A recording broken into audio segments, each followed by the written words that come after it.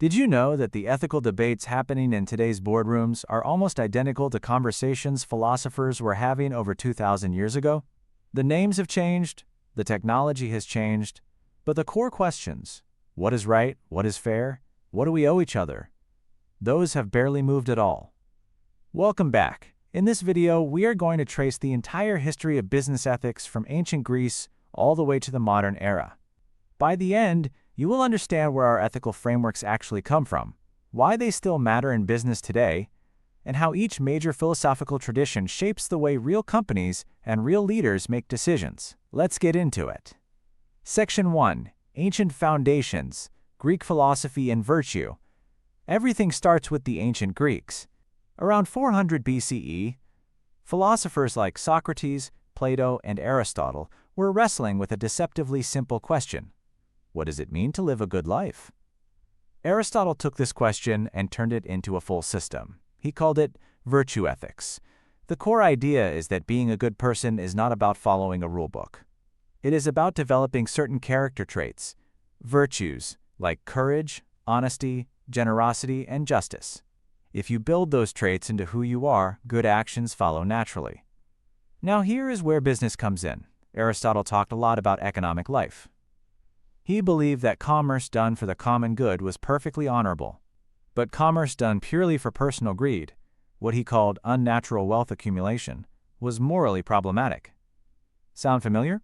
That tension between profit and purpose is still at the heart of almost every business ethics conversation today. For the Greeks, ethics was not separate from everyday life.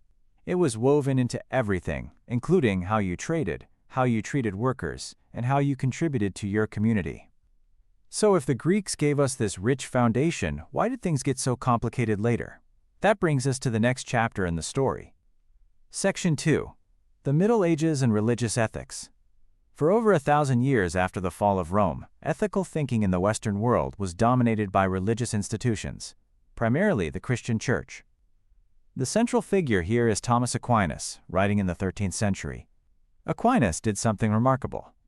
He blended Aristotle's virtue ethics with Christian theology to create what he called natural law theory. The idea is that there is a moral order built into the universe by God, and human reason can discover it. Actions are right or wrong based on whether they align with that natural order. For business, this had enormous practical consequences. The church declared that charging excessive interest on loans, what they called usury, was a serious sin. Fair pricing was a moral obligation, not just a market outcome. Merchants were expected to be honest, not because honesty was good strategy, but because dishonesty was a violation of divine law. What is fascinating is that many of these medieval ideas about fairness and exploitation show up in modern concepts like predatory lending laws and price gouging regulations.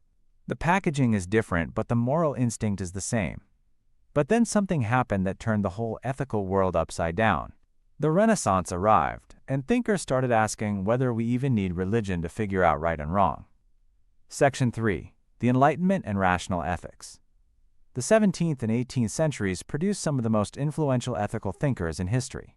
This was the Age of Enlightenment, and the big idea was simple. Human reason alone can figure out morality. Two names dominate this era in business ethics. First, Immanuel Kant. Kant argued that morality is grounded in rational duty. He developed something called the categorical imperative, which basically asks, what if everyone did what you are doing? If your action could not become a universal rule without causing contradiction or harm, then it is wrong. Full stop. Consequences do not matter. Intention and principle do. For businesses, Kantian ethics means you never use people purely as tools for profit. Every employee, every customer, every stakeholder has inherent dignity that cannot be traded away for a better quarterly report. The second giant is John Stuart Mill, representing a completely different school called utilitarianism. For Mill, the right action is the one that produces the greatest good for the greatest number of people. Consequences are everything. You calculate outcomes, you maximize well-being, you minimize harm. These two frameworks are still in direct tension inside every major ethical decision companies make today. Do you do what is principled, or do you do what produces the best outcomes? Sometimes those are the same. Often they are not. Now, both of these theories left something out. They focused on individuals. So who stepped in to think about systems and structures? That answer might surprise you. Section 4, 19th Century Challenges, Marx, Capitalism, and Social Ethics. The Industrial Revolution changed everything. Factories, mass production, urban labor, child workers, 12-hour days. Suddenly, ethics was not just a philosophical exercise. It was a life-or-death question for millions of people. Karl Marx argued that capitalism was structurally unethical, not because individual business owners were bad people, but because the system itself created exploitation. Workers were separated from the value they created. Wealth concentrated at the top. Marx's critique forced ethicists to think beyond individual decisions and start asking about the ethics of economic systems. Around the same time, a movement called social gospel emerged, arguing that faith communities had a responsibility to address poverty, inequality, and labor conditions. Not just individual sin. Labor unions formed. Laws changed. The idea that businesses had obligations beyond profit started gaining real traction. This period planted the seeds for what we now call corporate social responsibility.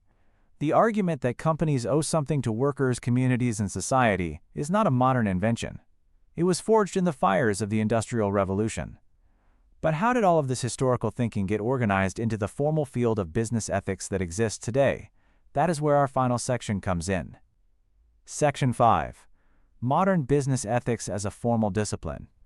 Business ethics as an academic and professional discipline really took shape in the second half of the 20th century.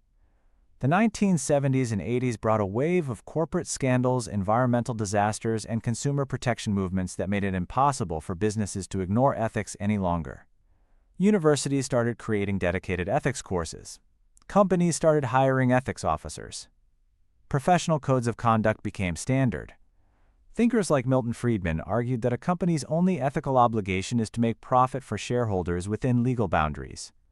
Others, like Edward Freeman, pushed back hard with stakeholder theory, the idea that businesses have ethical obligations to everyone affected by their decisions: employees, customers, communities, the environment. Today, modern business ethics draws on all of the traditions we have covered. Virtue ethics shows up in leadership character discussions. Kantian ethics drives human rights policies. Utilitarianism shapes cost-benefit analysis. Social ethics underpins sustainability and DEI initiatives. The field is not about picking one theory and running with it. It is about understanding the full toolkit and knowing which framework applies to which situation. So there you have it, 2,000 years of ethical thinking, all still alive and active inside the decisions being made in businesses right now. Every time a CEO debates whether to cut jobs to boost profits, or a manager decides whether to blow the whistle on misconduct, these ancient questions are at the table. If this video helped you see business ethics in a new way, hit the like button. It genuinely helps this channel reach more students. Subscribe so you do not miss the next video in this series. And drop a comment below with this question: which ethical framework do you think is most useful in today's business world? Virtue ethics, utilitarianism, Kantian duty, or something else? I read every reply. See you in the next one.